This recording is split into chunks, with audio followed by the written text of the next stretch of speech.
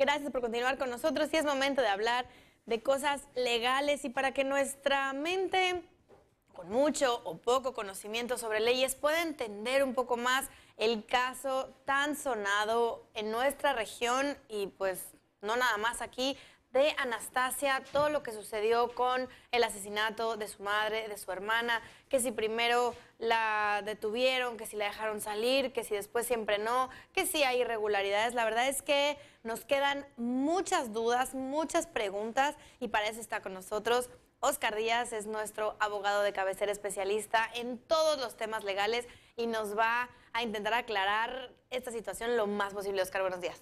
Jimena, buenos días, ¿cómo estás? Muy bien, muy contenta de que estés aquí con nosotros. Gracias, y sobre todo porque también. vamos a poder despejar estas dudas de un caso que en primera yo creo que nos estremeció a todos, ¿no? Verlo tan cerca en nuestra región, a lo mejor siempre lo vemos como en las noticias, no nada más en la televisión, pero ya sentir un caso tan cercano, pues nos da como que nos impacta un poquito más. ¿Sabes qué pasa con este asunto, Jimena? Es que tiene todos los elementos de una tragedia en todos los sentidos, ¿no? Si te pones a analizar los elementos del caso, de repente es una muchacha de 19 años. Es chiquita. Está pequeña, que asesina aparentemente, vamos a decirlo así, y quiero platicar eso con el auditorio, ¿no?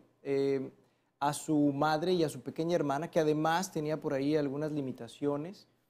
Y la forma en que lo hace o presuntamente sucede también es algo que le da ciertos elementos pues únicos, cuestiones que llegan a ser muy morbosas y que llaman mucho la atención, sin duda nacionales o internacionalmente hablando.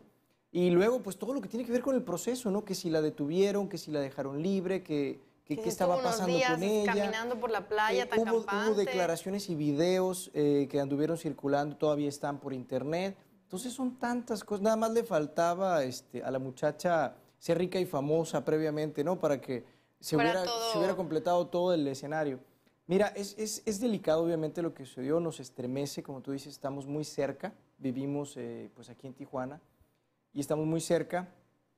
Hay una serie de cosas que es importante explicar al auditorio. A la muchacha la detienen, bueno, no necesariamente la detienen, la presentan. ¿Qué diferencia hay entre presentar y detener?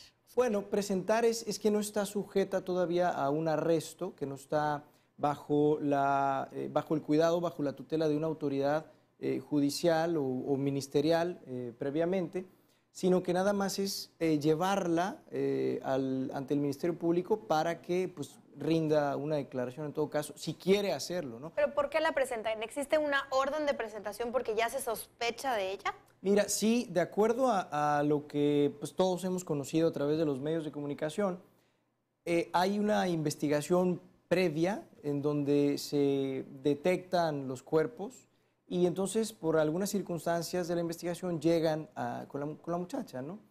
Y bueno, pues la orden es tráiganla al Ministerio Público pues para poderla entrevistar, para poderla declarar, porque aparentemente podemos presumir como Ministerio Público que algo tuvo que ver o que puede conocer algo de los hechos controvertidos, ¿no?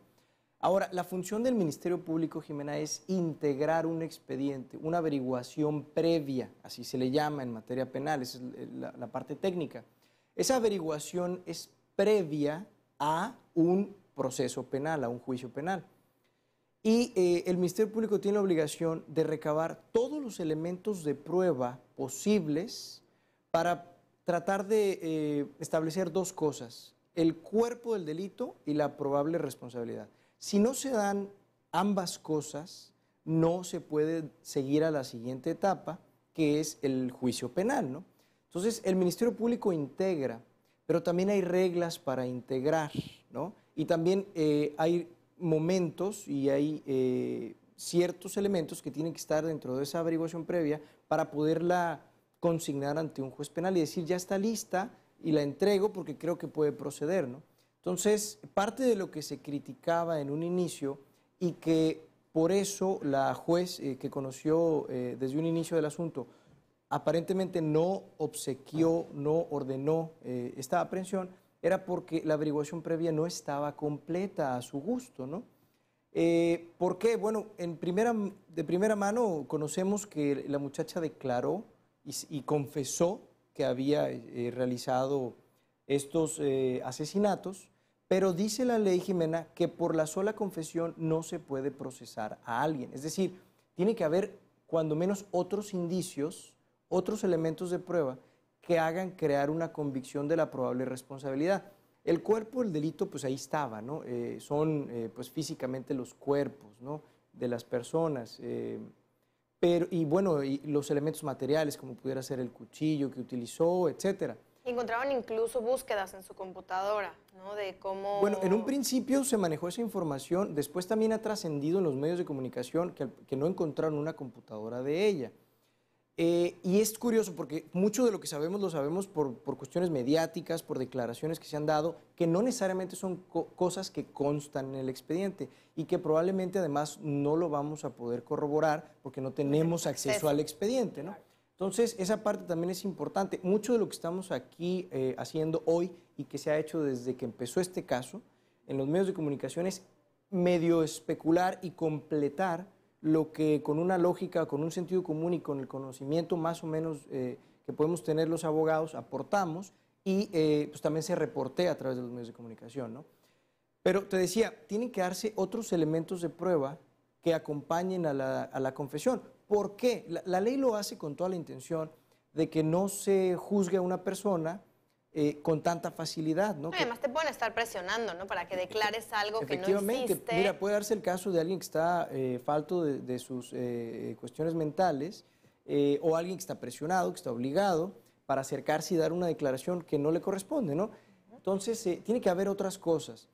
Al parecer, en la averiguación previa que originalmente se integró, no había muchos elementos de prueba o indicios que así lo hicieran presumir, y había unos dictámenes que el mismo Ministerio Público había promovido y que todavía no se habían desahogado, y así consignó la averiguación previa con una juez. Bueno, la consignó al Poder Judicial y de repente le toca por sorteo al juzgado que conoció de eso, que fue el Juzgado Quinto Penal de aquí de Tijuana.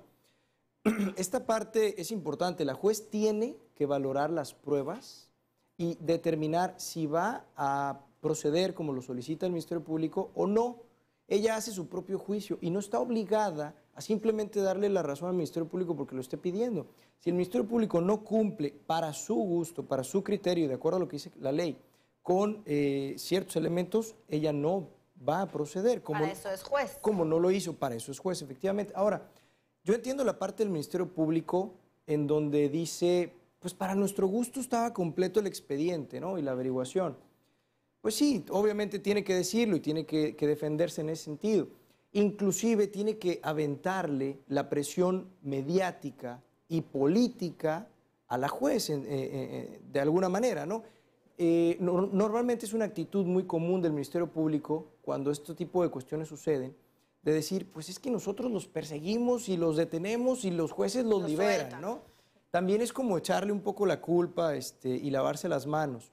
Y los jueces tienen que actuar conforme a derecho. No sabemos exactamente quién tuvo completamente la razón porque no tenemos acceso al expediente.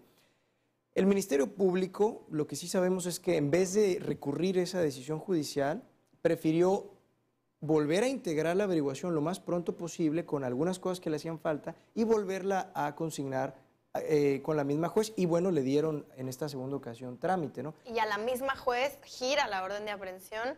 Ahora sí, se lleva a cabo. Efectivamente, en esta segunda ocasión ya lo ordena la juez y entonces pues finalmente la llevan a cabo esta detención. Óscar, a mí me queda la duda. Hubo 3 declaraciones que ella hace que son muy parecidas y que, digo, yo no soy gran conocedora ni del caso ni experta en leyes, por supuesto, pero pareciera que no hay contradicciones, que no hay grandes variaciones entre la primera, la segunda y la tercera, hasta que entra un abogado.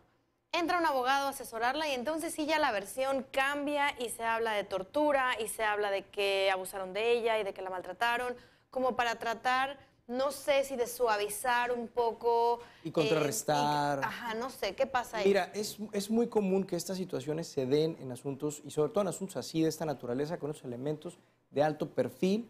Es cierto que se dan este tipo de cosas en los separos, en las detenciones. Suceden, no podemos decir que no suceden. Ahora, ¿qué sucedió en este caso? No sabemos. Tiene que ventilarse y tiene que investigarse y creo que se está haciendo, por lo que sabemos. Pero también es cierto que hay estrategias escogidas así por abogados para construir también una percepción, contrarrestar un poco pues todo lo que tiene en contra a veces algún cliente. Y bueno, pues aquí embona perfectamente por otras circunstancias que también conocemos del caso, como que aparentemente ella, digo la muchacha, pues se prostituía según se ha trascendido en los medios, etcétera. Y todos los elementos del caso y del homicidio causan pues cierta actitud, cierta predisposición. No podemos negar que en ocasiones pues hay agentes de la autoridad que abusan de su poder. No sabemos, repito, si es el caso específico, pero bueno, pues ahí están los ingredientes de una receta que está muy, muy interesante. Es un asunto de muy alto perfil, del que no recuerdo uno desde hace mucho aquí en Tijuana.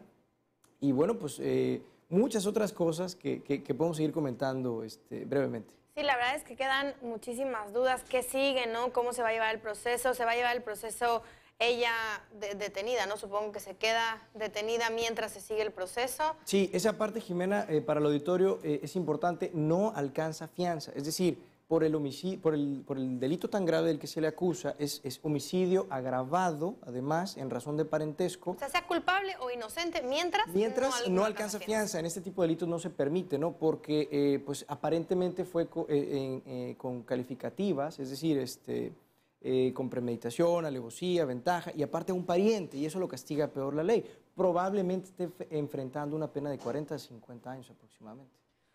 Híjole, Oscar, pues qué caso. Ojalá haya quedado un poquito más claro el por qué pareciera que hay estas irregularidades cuando realmente pues parece que no lo son, ¿no? Que es parte del mismo proceso. Vamos a estar muy pendientes y, por supuesto, Oscar va a estar aquí para podernos sacar de cualquier duda. Oscar, en cuestiones legales de cualquier otro tipo, también nos das asesoría muy acertada. ¿Por qué no nos das tus números de contacto? Con mucho gusto, Jimena. Es el 324-5258, 324-5258. Díaz Gómez Abogados es nuestra oficina, ya lo sabe. Si tiene alguna duda legal, algo que quiera consultarnos, llámenos y con mucho gusto los atendemos. Estamos para servirles. Oscar, muchísimas gracias. Feliz fin de semana. Gracias, Jimena, igualmente. Pues nosotros con esto hacemos una pausa, pero los invito a que se queden con nosotros porque regresando al corte tenemos noticias, espectáculos y mucho más. Esto es Como Cada Mañana.